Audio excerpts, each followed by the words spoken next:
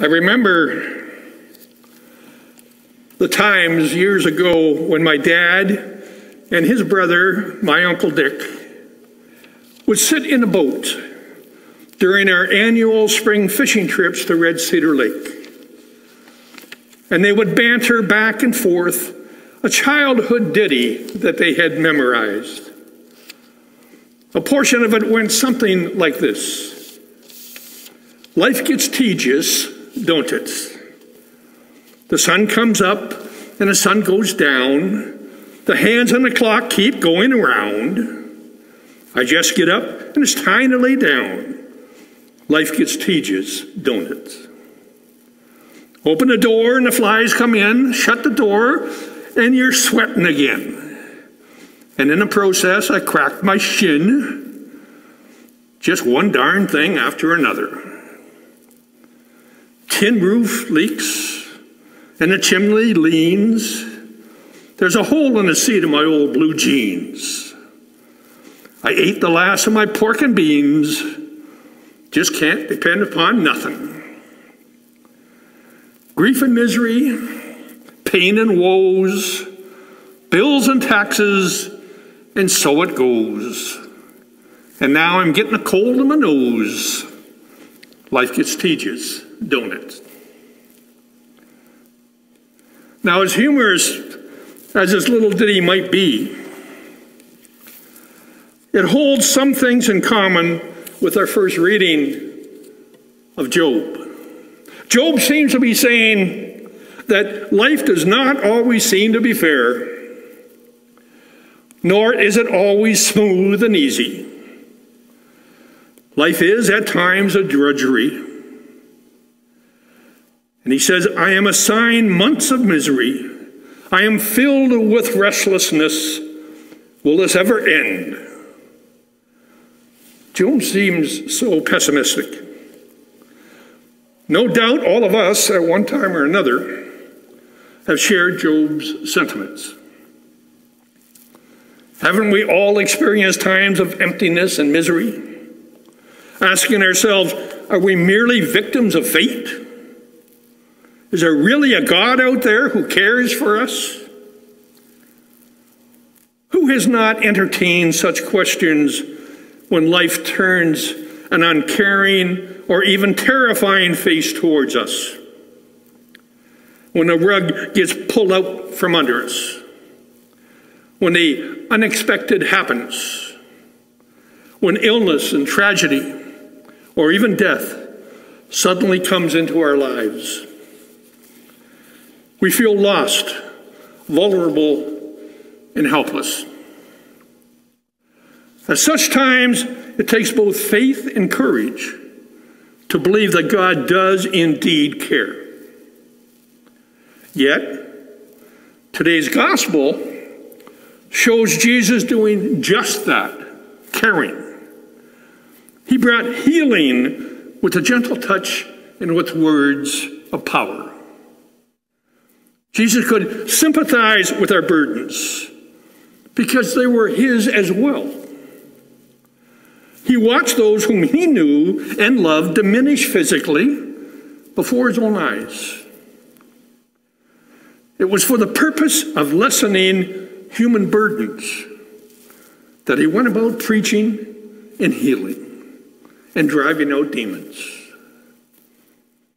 You know, we might wonder why, if so powerful, he allowed suffering to take place and take hold in the first place.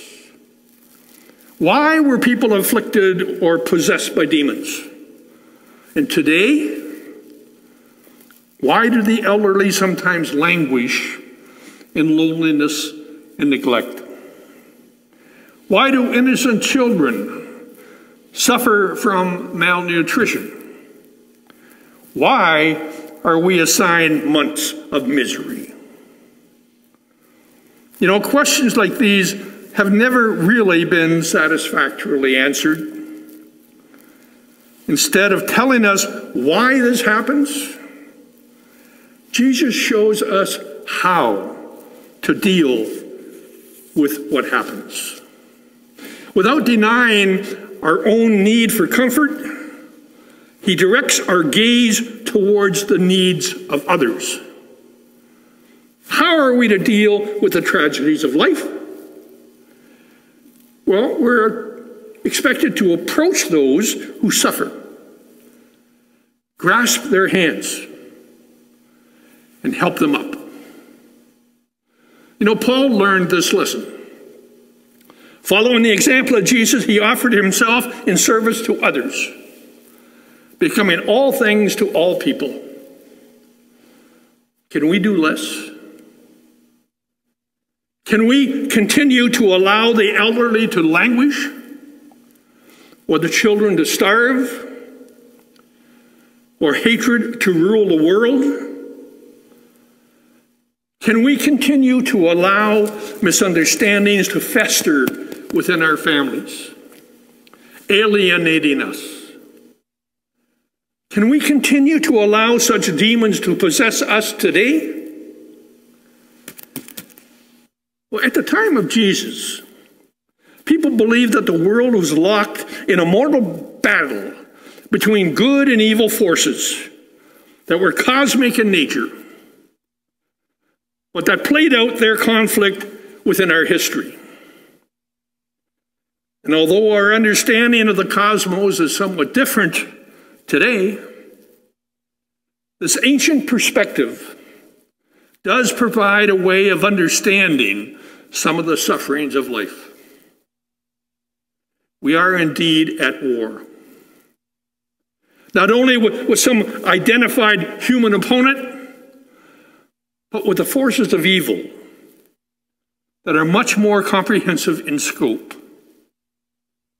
And the battle is fought within each of us.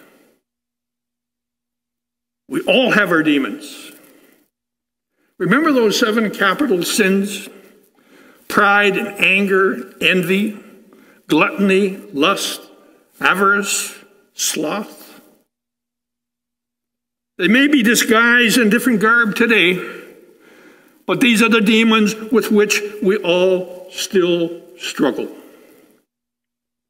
Some say that every evil in the world can be traced back to one or more of these forces.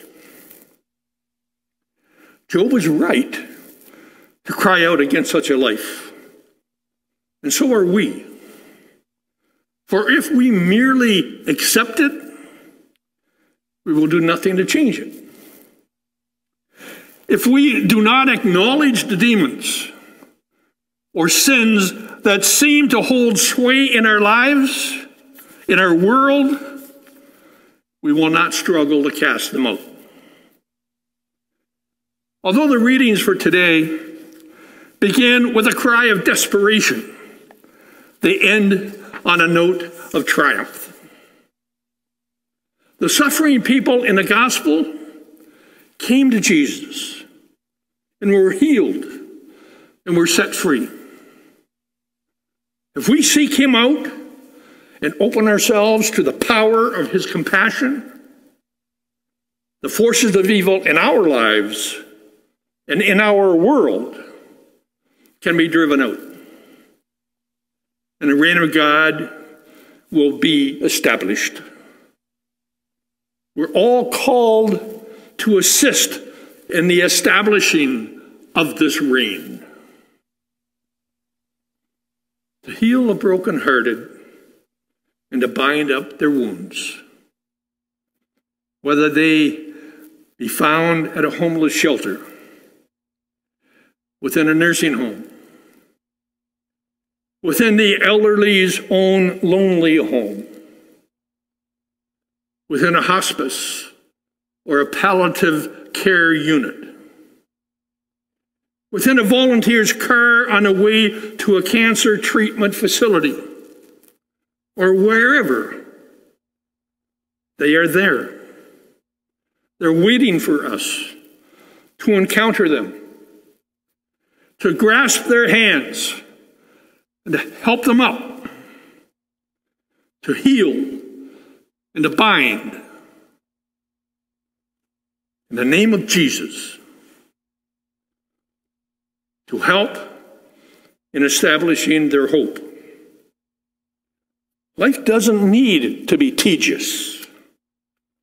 This burdensome life in Jesus really does hold promise and hope for all of us.